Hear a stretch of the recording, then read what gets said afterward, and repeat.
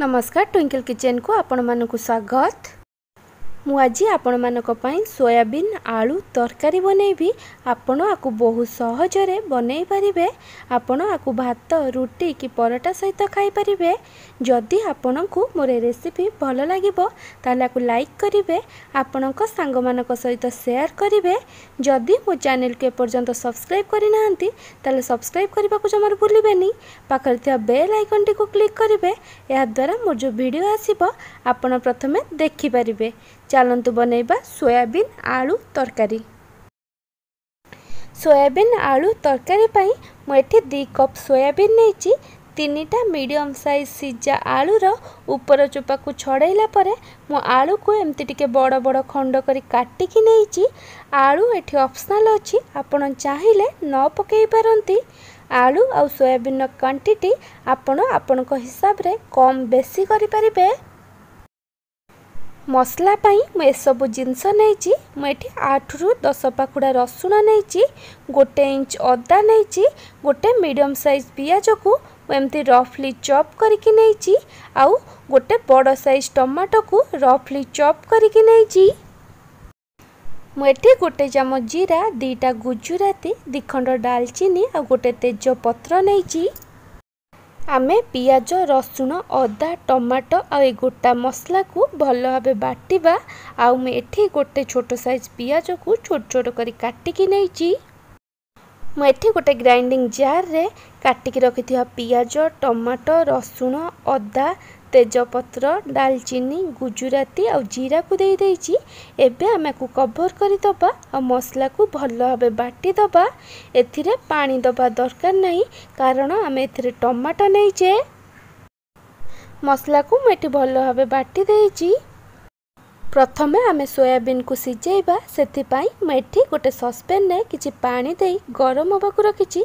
एथिरे 1 चम्मच लूण पकेइबा आ पानी को भल भाबे फुटिबा पई रखि दबा। पानी भल भाबे फुटी गला परे आमे एथिरे सोयाबीन को देई दबा आ सब को भल भाबे मिक्स करि दबा। सोयाबीन को 3 रु 4 मिनिट पर्यंत सिजेइबा, जेमति सोयाबीन भल भाबे फुली जिवो आ सॉफ्ट हे जिवो।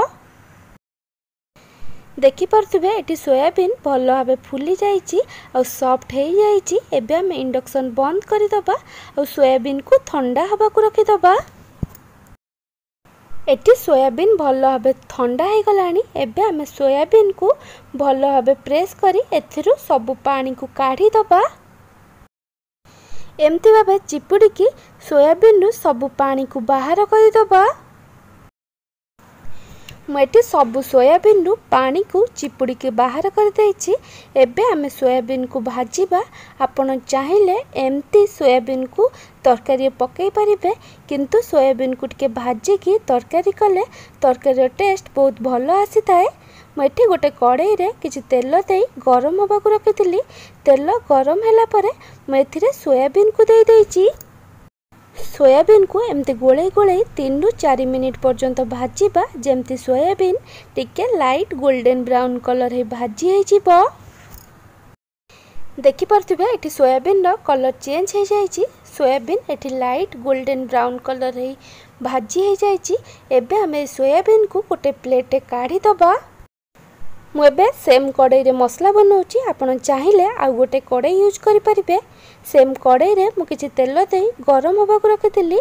तेल भल भाबे गरम हैला परे आमे एथिरे हाफ चम्मच चीनी पकेइबा। चीनी को भल भाबे मेल्ट होबा को दबा। चीनी एठी ऑप्शनल अछि, आपण चाहिले न पकेइ पारंती। एथिरे एबे आमे हाफ चम्मच जीरा दबा। जीरा को भल भाबे भाजी होबा को दबा। जीरा भल भाबे भाजी हे गला परे आमे एथिरे काटिकी रखिथिबा पियाज को देई दबा। एबे सब को भल भाबे मिक्स करी आमे पियाज को भाजीबा, जेमती पियाज भल भाबे गोल्डन ब्राउन कलर हे भाजी हे जिवो।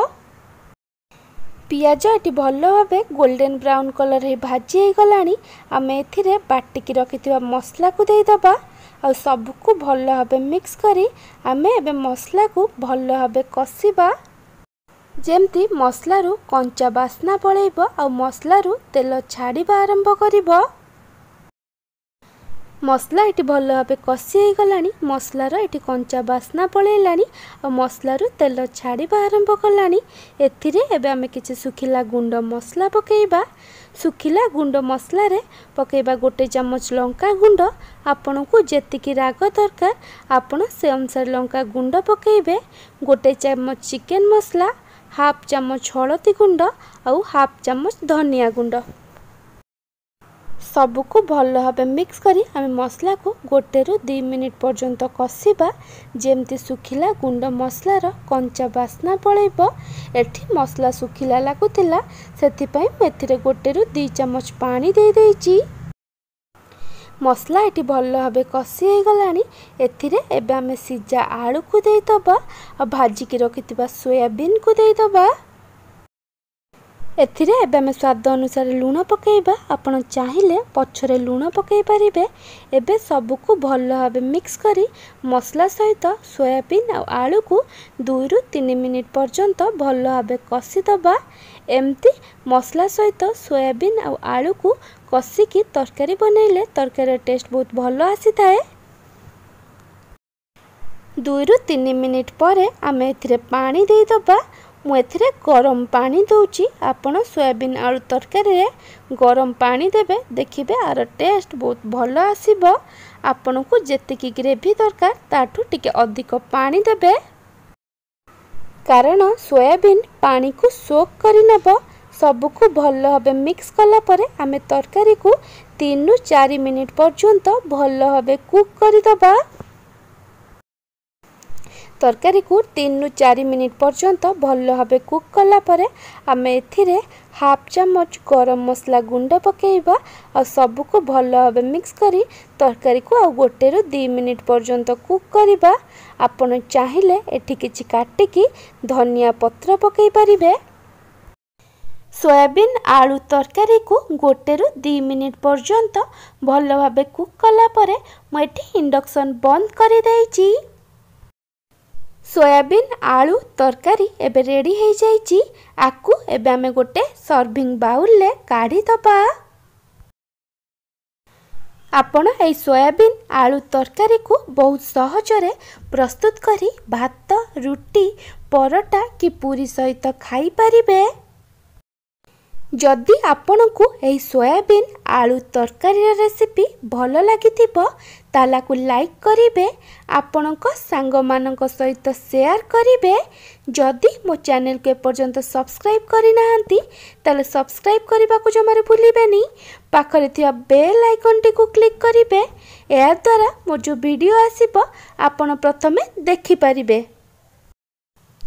Thank you for watching.